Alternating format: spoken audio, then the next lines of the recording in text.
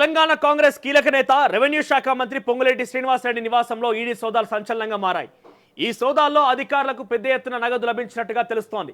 శుక్రవారం ఉదయం 6 గంటలకు మొదలైన సోదాలు అర్ధరాత్రి వరకు కూడా కొనసాగాయి. ఉదయం నుంచి రాత్రి వరకు నాన్ స్టాప్ గా అధికారుల తనిఖీలు జరుగుతుండటంతో లోపల ఏం జరుగుతుందన్న చర్చ సాగుతోంది. డబ్బు లెక్కించేందుకు ఉదయాన్నే 2 కౌంటింగ్ మిషన్లు తీసుకెళ్లి అధికారులు మధ్యాహ్నం తర్వాత మరొకటి తీసుకెళ్లారు. 3 మిషన్లతో లెక్కిస్తున్నారంటే లోపల భారీగా నగదు గుర్తించారని అన్న అనుమానాలు వ్యక్తమవుతున్నాయి. నేడు కూడా సోదాలు జరిగే అవకాశం ఉందని తెలుస్తోంది. మొత్తం 7 అధికారులు ఈడీ అధికారులు సోదాలు పాల్గొన్నట్టు తెలుస్తోంది. వీడియో రికార్డింగ్ చేస్తూ సోదాలు చేసినట్టుగా తెలుస్తోంది. పొంగులేటి ఇంటికెళ్లిన బంధువులను సైతం మళ్ళీ బయటకు రానివ్వలేదు. వారి ఫోన్లను కూడా స్వాధీనం చేసుకున్నట్టుగా తెలుస్తోంది.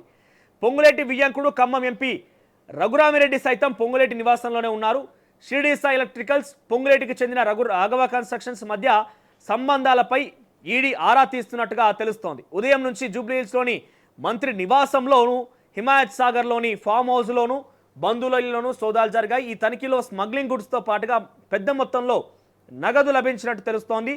అయితే ఎన్నికల ముందు జరిగినటువంటి సోదాలకు తాజాగా చేస్తున్న దాడులకు కొనసాగింపని అధికారులు చెబుతున్నట్టు తెలుస్తోంది. 2024 తెలంగాణ అసెంబ్లీ ఎన్నికలకు ముందు కూడా పొంగులేటి కంపెనీ కార్యాలయాలలోనూ ఈడీ సోదాలు నిర్వహించింది. కొన్ని డాక్యుమెంట్లను స్వాధీనం చేసుకుంది. ఆ తర్వాత మళ్ళీ ఇప్పుడు అకస్మాత్తుగా సోదాలు నిర్వహించడం చర్చనీయాంశంగా మారింది. ఇక వాచీల స్మగ్లింగ్ కేసులో పొంగులేటి కుమారుడు హురున్ ఇండియా ప్రకారంగా కేవలం 30 సంవత్సరాల వయసులోనే కాంగ్రెస్ మంత్రి పొంగులేటి శ్రీనివాసరెడ్డి కుమారుడు పొంగులేటి హర్షారెడ్డి 1300 కోట్ల సంపదతో హైదరాబాద్కు చెందిన అత్యంత సంపన్న వ్యక్తుల్లో ఒకరిగా నిలిచారు. ఇచ్చినటువంటి హురున్ ఇండియా అనేది ఒక మ్యాగజైన్ ప్రకారంగా, ఒక డాక్యుమెంట్ ప్రకారంగా అత్యధిక ధనికుల్లో హర్షారెడ్డి, ఎవరైతే పొంగులేటి కుమారుడు 1300 కోట్లతోని సంపదతో అత్యంత సంపన్న వ్యక్తుల్లో ఒకరిగా నిలిచిందట. రాఘవ కంపెనీకి బాధ్యతలు హర్ష చూసుకుంటున్నట్టుగా సమాచారం. ఇక గతంలో ఆయన కుమారుడు హర్షారెడ్డి కస్టమ్స్ అధికారి నోటీసులు ఇచ్చారు. సింగపూర్ నుంచి చెన్నై పోర్టుకు ఖరీదైన వాచులు వచ్చినట్టుగా గుర్తించారు. అలోకం నవీన్ కుమార్ మధ్యవర్తిగా ఫహేరద్దీన్ ముబిన్ నుంచి వాచ్లను హర్ష కొనుగోలు చేసినట్లుగా కస్టమ్స్ అధికారులు తెలిపారు.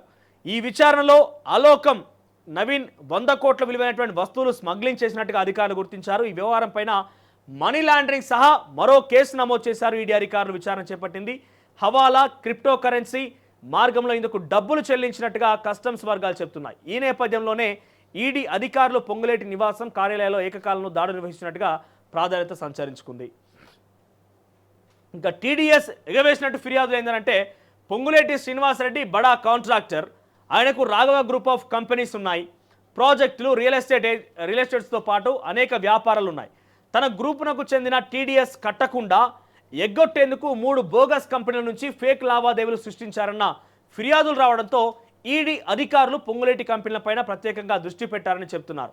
నేరుగా ఢిల్లీ నుంచి వచ్చిన బృందాలతో కేంద్ర బలగాల రక్షణతో సోదాలు నిర్వహిస్తున్నారు. మొత్తం 15 చోట్ల సోదాలు జరుగుతుండడంతో 2 రోజుల పాటు సాగవచ్చని అంచనా వేస్తున్నారు. సో ఇక్కడ విషయం ఏంటంటే అనూహ్యంగా తెలంగాణకు సంబంధించినటువంటి కీలకమైన శాఖలు వ్యవహరిస్తున్నటువంటి మంత్రిగా ఉన్నటువంటి పొంగులేటి సీనియర్ కాంగ్రెస్ నేతలను కూడా పక్కన పెట్టి రేవంత్ రెడ్డిని కూడా కొన్ని సందర్భాల్లో పక్కన పెట్టి ముందుకు కొనసాగుతున్నట్టుగా కొన్ని సందర్భాలకు అర్థమవుతున్నది. ఆయనే ఏదో తెలంగాణ రాష్ట్రంలో ఈరోజు కేసీఆర్ని మొత్తాన్ని ఓడగొట్టడానికి తెలంగాణ రాష్ట్రం మొత్తం ఆయనను చూసే ఓటేసినట్టుగా గతంలో మనం మాట్లాడుకున్నాం. పొంగులేటి శ్రీనివాసరెడ్డి యొక్క వ్యవహార శైలి, పొంగులేటి శ్రీనివాసరెడ్డి యొక్క తీరు కొంత చర్చనీయాంశంగా కనబడుతున్నది. అది అంతర్గతంగా పార్టీలో కావచ్చు, ప్రభుత్వంలో కావచ్చు. ఇటు నేపథ్యంలో పొంగులేటికి ఒక చురకలంటించే ప్రయత్నంలో భాగంగానే అటు ప్రభుత్వ రంగానికి, ప్రభుత్వానికి కొంత సమాచారం ఉన్నా కూడా ఆయనకి షాక్ ఇవ్వడం కోసమే సైలెంట్గా ఉన్నారట. మీకు అర్థమవుతుంది కదా ఇక్కడ ఆయన యొక్క వ్యవహార శైలి, ఆయన యొక్క తీరుతోనే అటు ప్రభుత్వంలో చర్చనీయాంశమైండు, ఇటు పార్టీలో కూడా చర్చనీయాంశం అవుతున్నాడు. చాలామంది సీనియర్లని ఏకంగా ముఖ్యమంత్రి రేవంత్ రెడ్డి కూడా బేఖాతరు చేసి ఆయన యొక్క వ్యవహార శైలిని, అయినటువంటి కొంత ఆ యొక్క అహంకారానికి సంబంధించిన కొంత వ్యవహారాన్ని షాక్ గురి చేయడం, ఆయన కొంచెం బ్రేక్ వేయడం అనే దానికోసమే ఈడీ రైట్స్ జరుగుతాయని తెలిసినప్పటికీ సమాచారం ఇవ్వలేదట. సో దానికి పెద్దగా పోయేది ఏం లేదు కదా, పొంగులేటికి ఏం ఒరుగుతాను దాంతో అనుకోవచ్చు మీరు. అంటే ఒక అధికార పార్టీకి సంబంధించిన మంత్రి మీద ఈడీ రైట్స్ జరుగుతున్నా కూడా ప్రభుత్వ యంత్రాంగం పసిగట్టలేకపోయింది, బయటకు చెప్పలేకపోయింది అంటే అది ఈజీ ఏం కాదు. షాక్ తగలని అనే ఊరుకున్నారట. సో ఇప్పుడు మొత్తం మీద ఏం జరిగింది పొంగులేటి కంటే సన్ స్ట్రోక్ తగిలింది. సన్ స్ట్రోక్ ఏంటంటే హర్షారెడ్డి.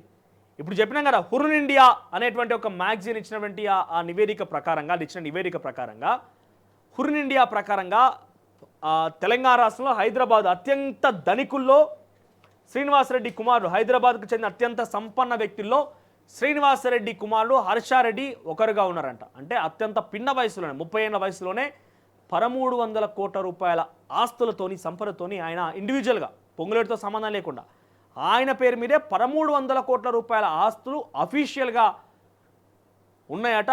ఆ ప్రకారంగా ఆయన మీద అత్యంత సంపన్నులు ఒకరిగా అయిందట. ఆయన 100 కోట్ల రూపాయలు విలువ చేసేటువంటి వాచీలని సింగపూర్ నుంచి దిగుమతి చేసుకొని కొంతమంది మధ్యవర్తుల ద్వారా ఆయన దగ్గరకు వచ్చేదట. కొన్ని ట్యాక్స్ కూడా చెన్నై పోర్టు దగ్గర ట్యాక్స్ కూడా కట్టకపోయేదట ఆయన. గతంలో అసెంబ్లీ ఎన్నికల కంటే ముందు కూడా ఆయన మీద రైట్స్ జరిగినాయి. ఆ ట్యాక్స్ సంబంధించిన విషయంలో, మనీ లాండరింగ్ ఆరోపణ విషయంలో ఈడీ అధికారులు గతంలో కూడా సోదాలు చేశారు. గతంలో కూడా అసెంబ్లీ ఎన్నికల నేపథ్యాన్ని ఆయన ఇబ్బంది పెట్టారు. అప్పుడు ఏమనుకున్నారు, బీజేపీ ఏష కుట్ర అని చెప్పుకొచ్చారు. దానికి కొనసాగింపుగా ఇప్పుడు మరింతగా మళ్ళోసారి విచారించేందుకు మళ్ళీ ఎంట్రీ ఇచ్చిందట. ఒకటి, ఆయనకు సంబంధించి అక్రమంగా ఇంపోర్ట్ చేసుకున్న వాచీలకు సంబంధించిన విషయంలో కావచ్చు, హవాలా జరిగిందనేది కావచ్చు, క్రిప్టో కరెన్సీ విషయంలో కావచ్చు. తాజాగా ఆయన హురున్ ఇండియా పేరిట ఆ నివేదిక ప్రకారంగా హైదరాబాద్లో అత్యంత సంపన్నుల్లో పిన్న వయస్కులైనటువంటి వ్యక్తిగా 1300 కోట్ల రూపాయలు ఎట్లా గడించిండు అనే విషయంలో కూడా ఈడీ అనుమానాలతో నిన్న మళ్ళా సోదాలు చేసింది.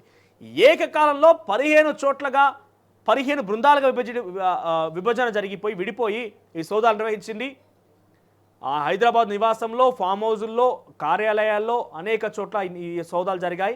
ఏకంగా 3 మెషిన్లు, పైసలు లెక్కబెట్టే మెషిన్లు, 3 మెషిన్లతోని పైసలు లెక్కబెట్టినట్టుగా మనకైతే తొలివేల ద్వారా మనకు ఆ సమాచారం అంతుంది, వార్తాపత్రికలు వచ్చిన కథనం మేరకైతే.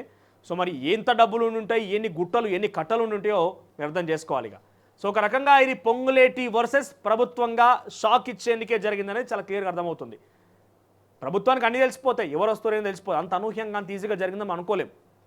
కానీ ఆయన యొక్క వ్యవహార శైలి, ఆయన తీరు పట్ల కొంతమంది అసంతృప్తిగా ఉన్నారు. ఆయన యొక్క అహంకారాన్ని షాక్కి గురి చేయడం కోసమే తెలిసినప్పటికీ సైలెంట్గా ఉన్నారనేది ఒక చర్చ.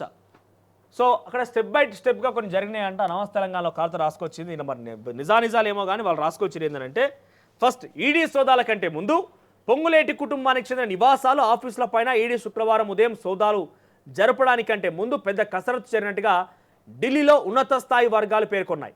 ఫైనాన్షియల్ ఇంటెలిజెన్స్ యూనిట్కి చెందినటువంటి 2 బృందాలు పొంగులేటి కంపెనీలు, ఆస్తులపైన వివరాలను సేకరించినట్టు సమాచారం అందుతోంది. సో ముందుగా ఢిల్లీలోనే ఆయనకు సంబంధించిన విషయాలన్నీ కూడా సేకరించారు. కట్ చేస్తే స్టెప్ 1 కింద కలెక్షన్ ఆఫ్ ఇన్ఫర్మేషన్, పొంగులేటి కంపెనీలకు సంబంధించిన పూర్తి సమాచారాన్ని FIU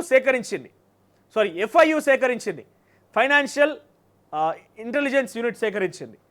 cash transactions reports, cross border wire transfer reports, తర్వాత reports on purchase and sale of immovable property, suspicious transaction reports, అనుమానాస్పద ట్రాన్సాక్షన్లు, ఇవన్నీ స్టెప్ 1లో సేకరించిందట. ఇక స్టెప్ 2లో అనాలిసిస్ ఆఫ్ ఇన్ఫర్మేషన్, పొంగులేటి కంపెనీలు మనీ లాండరింగ్, ఇతరత్రా తీవ్రమైన ఆర్థిక నేరాలకు పాల్పడ్డాయా లేదా అనే వివరాలను ఎఫ్ఐయు పూర్తిగా విశ్లేషించింది. ఇక స్టెప్ 3లో షేరింగ్ ఆఫ్ ఇన్ఫర్మేషన్, పొంగులేటి కంపెనీలకు సంబంధించినటువంటి ఆర్థిక నేరాల ఆరోపణల చిట్టాను ఎఫ్ఐయు ఈడీ అధికారులు చేరవేసింది. సో ఫైనాన్షియల్ ఇంటెలిజెన్స్ యూనిట్ అనేది ఆ ఇన్ఫర్మేషన్ని, వాళ్ళకు వచ్చిన ఇన్ఫర్మేషన్ని కాస్త ఈడీకి షేర్ చేసిందట. ఇక ఎఫ్ఐయు నుంచి ఖచ్చితమైన సమాచారం అందుకున్న ఈడీ అధికారులు శుక్రవారం ఉదయం పొంగులేటి కుటుంబ నివాసాల, ఆఫీసుల్లో సోదాలు నిర్వహించారు. ఈ రకంగా స్టెప్ బై స్టెప్గా కొన్ని రోజులుగా ఈ స్కెచ్ నడుస్తుందంట. మరి ఇంత జరుగుతున్నా ప్రభుత్వానికి దృష్టిలో లేదా అని అంటే డెఫినెట్గా ఇంత పెద్ద ఎత్తున తతంగం జరుగుతుంది కాబట్టి ఎంతో కొంత వాళ్ళకి సమాచారం అందే ఉంటుంది. ఇంటెలిజెన్స్ ద్వారా ముఖ్యమంత్రి రేవంత్ రెడ్డికి సమాచారం అందే ఉంటుంది. కానీ అక్కడ ముఖ్యమంత్రి రేవంత్ రెడ్డి ఒకసారి షాక్ ఇవ్వాలనే ఒక ఆలోచన ఉండడేమో. బహుశా ఆయన యొక్క వ్యవహార శైలి, తీరు పట్ల పొంగులేటి విషయంలో అసంతృప్తిగా ఉండడేమో, అటు మంత్రివర్గం కూడా అసంతృప్తిగా ఉందేమో. సో అంతా ఇన్ఫర్మేషన్ తెలిసినా కూడా సైలెంట్కి కారణం ఏంటంటే పొంగులేటికి సంబంధించిన వ్యవహార శైలే కారణం. సో ప్రస్తుతం అది ఏం దొరికినాయి ఏందనేది ఇంకా ఈడీ అధికారికంగా వెల్లడించలేదు. కానీ మొత్తం అయితే మనకున్నటువంటి సమాచారం మేరకి చాలా పెద్ద ఎత్తున నోట్ల కట్టలు ఉన్నాయట. తన కుమారుడు సంబంధించి అక్రమాలకు పాల్పడ్డాడు. తర్వాత యూరో ఎగ్జిమ్ బ్యాంక్ కూడా, ఇన్ఫ్యాక్ట్ యూరో ఎగ్జిమ్ బ్యాంక్ మీద ఆరోపణల విషయంలో కూడా, ఇంతకీ యూరో ఎగ్జిమ్ బ్యాంక్ అనేది గతంలో మీకు చెప్పిన కొంత మీకు గుర్తు చేసే అవకాశం ఏంటంటే, గతంలో ఆంధ్రప్రదేశ్లో ఒక టెండరింగ్లో భాగంగా గ్యారంటీలు బాండ్ సమర్పించాలన్నప్పుడు తన యొక్క సామర్థ్యాన్ని మించి కమిషన్లు పే చేసి యూరో ఎగ్జిమ్ బ్యాంక్ దగ్గర కొన్ని గ్యారంటీలు తీసుకొచ్చి ఆ గ్యారంటీల్ని ఇక్కడ పొందుపరిచి కాంట్రాక్ట్ రాబట్టారు. సో యూరో ఎగ్జిమ్ బ్యాంక్ సామర్థ్యానికి మించి గ్యారంటీ ఇచ్చిందట, అది విదేశీ బ్యాంక్ అది. సో ఆ బ్యాంక్ ఆరోపణలో కూడా పొంగులేటి మీద ఇవన్నీ విషయాలు కలగలుపుకొని నిన్న రైడ్స్ జరిగినాయి. ఈరోజు కూడా ఇంకా రైడ్స్ ఈ సమయానికి కొనసాగుతున్నాయట ఆల్రెడీ. అసలైన తొలి వెలుగు. ఫాలో వాట్సాప్ @తొలి వెలుగు అఫీషియల్.